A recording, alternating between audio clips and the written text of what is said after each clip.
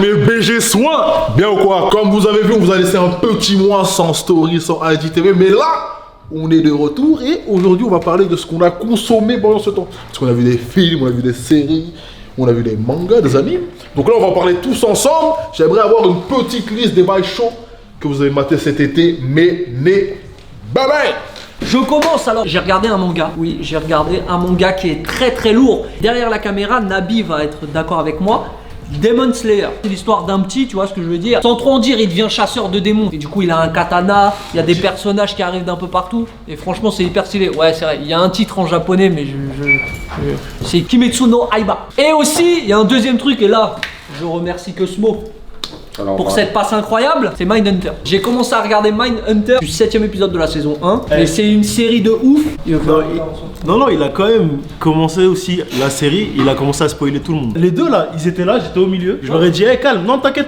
Ouais, mais t'as vu quand il fait ça, le mec, machin, nan. Là, ce qu'il vient de dire, c'est complètement faux. Le seul truc qui a été dit, c'est qu'il y avait Charles Manson dans la série. Non. Et quand tu vois sur l'encadré de la série, la première photo, C'est Charles Manson. c'est Charles Manson, mon pote. Voilà. Donc, C'est aucun Carrément, je spoil. crois plus sur l'André là. C'est grave pas la même chose. Ils ont dit grave plus de trucs que ça. Et c'est dommage que Sean soit pas présent au bureau parce qu'il pourra confirmer mes propos. Ce qui est cool, c'est que tu t'en rappelles.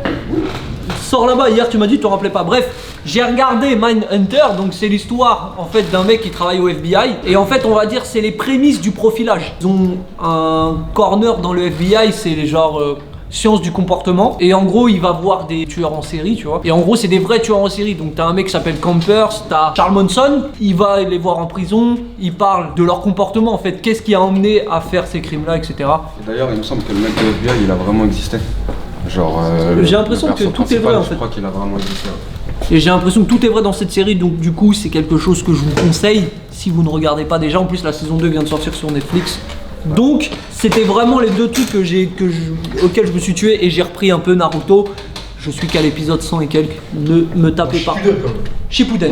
Shippuden. Alors moi cet été, déjà j'étais au cinéma. J'ai été voir Spider-Man, enfin Infinity War était sorti et du coup j'avais bien kiffé. J'avais moins kiffé Endgame, mais ça m'avait donné envie d'aller voir Spider-Man puisque d'après ce que j'ai compris ça clôture vraiment la phase 3. Et c'est peut-être sûrement aussi le dernier film sous Marvel de Spider-Man avant un bon moment parce que je sais pas si vous avez vu, je pense que tout le monde a vu. Il y a eu une mésentente entre Sony et Disney. Disney donc Marvel n'a plus le droit d'utiliser Spider-Man dans les films de Marvel Studios. Ça fatigue, j'espère en fait que ça a été mis en avant par Sony pour essayer de relancer les négociations pour qu'ensuite Sherab ils s'entendent sur un point et qu'ils puissent continuer à proposer Spider-Man dans les films Marvel Studios parce que c'est un peu embêtant tu vois. Et du coup le film était cool même si je trouve la première partie un peu longue. Genre je pense qu'ils auraient pu la raccourcir un petit peu. C'est une des premières fois où c'est la première fois où on voit Spider-Man hors de sa ville. Déjà j'aurais bien aimé le voir un peu plus en difficulté vis-à-vis des paysages. Tu sais il a pas eu spécialement de difficulté pour se déplacer, des trucs comme ça. Après il y a eu le côté un peu marrant où genre il est obligé d'avoir une combinaison différente. Mais je l'ai trouvé un peu long. On peut dire qu'on a eu Tom Holland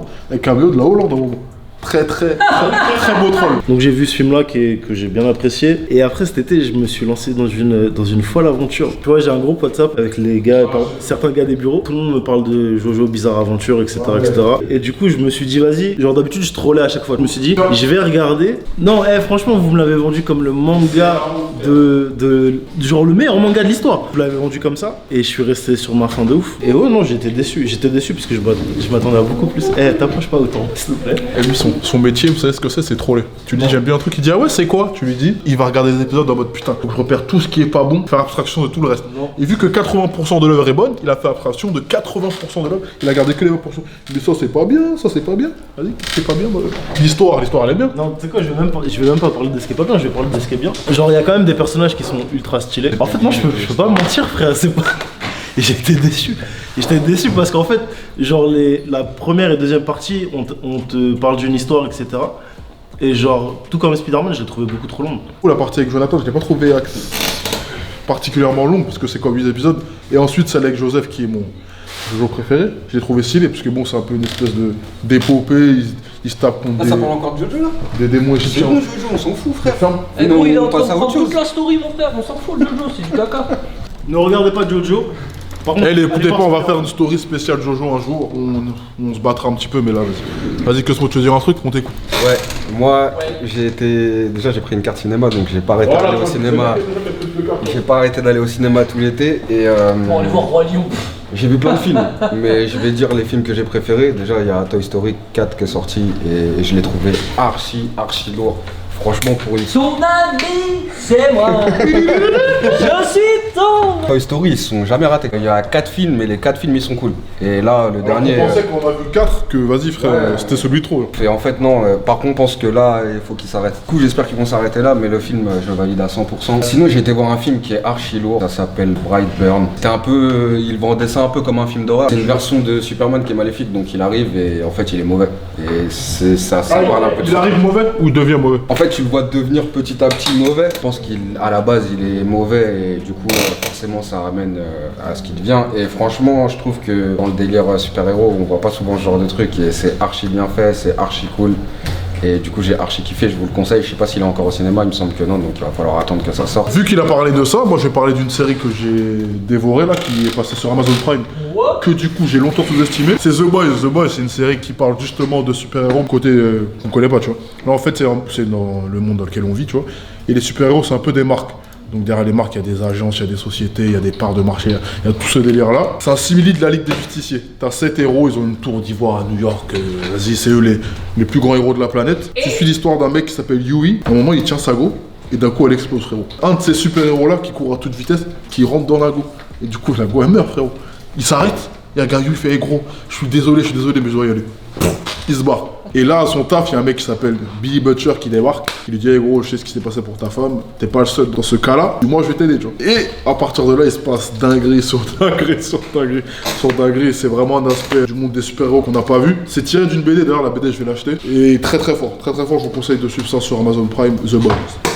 Du coup, Béné, dernièrement, j'ai aussi regardé When They See Us, donc sur Netflix, et en fait, donc ça parle d'un meurtre d'une joggeuse, donc à New York, à Central Park. Et du coup, donc quand le meurtre s'est déroulé, donc il y avait aussi, donc de l'autre côté de Central Park, il y avait des jeunes de Brooklyn, donc des jeunes noirs, des jeunes renois, et donc les personnes qui étaient en charge de l'investigation et qui ont essayé de chercher donc le meurtrier, ont mis donc ces jeunes-là en prison. Donc le plus jeune, je crois, qu'avait 10 ans, et le plus vieux avait maximum 14 ou 15 ans. Ça raconte toute l'histoire en fait, donc du début de l'investigation jusqu'à malheureusement la mise en prison des 4 jeunes. C'est bien d'avoir fait un truc là-dessus pour apprendre aux gens l'histoire et savoir ce qui s'est passé, tout ça, c'est archi cool. Mis à part le fond de l'histoire, j'analyse plus dans un délire de série et tout ça. Ils m'ont perdu un peu au début du 3e épisode parce qu'en fait, il y a un moment où il y a toute une étape qu'on voit pas tout de suite. Tu vas directement quand ils sont grands, tu vois. En gros, si tu veux, tous les persos qui sont présents, ils ont entre guillemets une raison d'être là. Parce que genre, on les a attrapés pas loin de la scène du crime, tout ça, tu vois. Et il y en a un, il y a zéro raison. Regarde le dernier. Le meilleur épisode, c'est celui-là, gros. Au-delà de parler de la série, puisque vas-y, on peut pas trop spoiler les trucs. Ce que moi j'ai trouvé ouf, c'est genre comment Eva DuVernay, c'est la meuf qui a fait la série, comment genre, juste avec la série, elle arrive à faire changer, entre guillemets, l'opinion publique sur cette thématique-là. La meuf qu'on voit, genre, qui s'acharne sur les petits renois, en gros, elle travaille plus maintenant. Et c'est une meuf qui a sorti des livres, tu vois, qui a fait une carrière au calme. Et genre, c'est que maintenant, parce que maintenant, il y a un jugement qui est fait par les autorités, mais il y a aussi un jugement qui est fait par l'opinion publique sur les réseaux sociaux, tout ça. Moi, je trouve ça ouf, comment maintenant tous ces trucs-là, ça compte. Et surtout, comment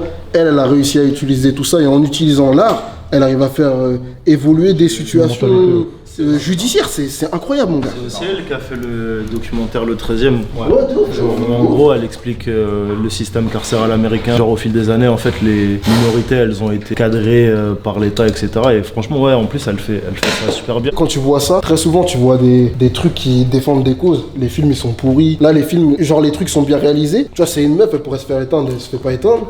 Et franchement, c'est ouf. C'est parfait. Genre, c'est bien écrit, c'est bien fait. Tu sais, très souvent, en plus, c'est des sujets touchy, tu vois. Tu peux faire regarder ça à des mecs qui sont pas concernés par la situation, tu vois. Très souvent, quand on parle de racisme, tu vas parler à des gens, ils vont pas vraiment se rendre compte parce qu'ils le vivent pas, tu vois. Là, c'est tellement bien fait. Je pense que ça parle à tout le monde et ça, c'est cool, tu vois. Je pense qu'aussi ça parle à tout le monde parce que c'est aussi des enfants, tu vois. Je pense que si c'était des adultes, je pense que les gens auraient peut-être Moins de relâchement, auraient peut-être eu moins d'empathie. Mais là, du fait que c'est des gosses en plus de ça, tu vois. Le truc qui est ouf, c'est d'avoir la série et d'après avoir le documentaire avec Oprah, tu vois. Et en gros, tu vois la résonance du truc, tu vois que déjà la série elle fonctionne, tu vois que Oprah c'est quelqu'un qui a une vraie audience au States. On se rend pas compte parce qu'on n'a pas l'équivalent ici en France, mais c'est solide. Elle est là à la fin pour intervenir, pour interviewer la réalisatrice. Un truc qui devrait arriver dans tous les films, frère. En vrai, quand genre t'as le réalisateur qui arrive à t'expliquer des trucs derrière, il y a des moments que que tu comprends encore mieux. Genre Netflix, on peut dire ce qu'on veut sur la plateforme et tout, tu vois. Ils arrivent à créer des vrais espaces pour que les artistes ils puissent créer des trucs, tu vois. Bon, mes BG, voilà ce que nous on a consommé durant cette petite période de vacances. Dites-nous dans les commentaires quelle série vous a le plus parlé, quel film, quel anime. On veut de l'échange, on veut ça. Rendez-vous dans les commentaires, likez, commentez, partagez. On est en bleu sang, Camelo Gang. Swag.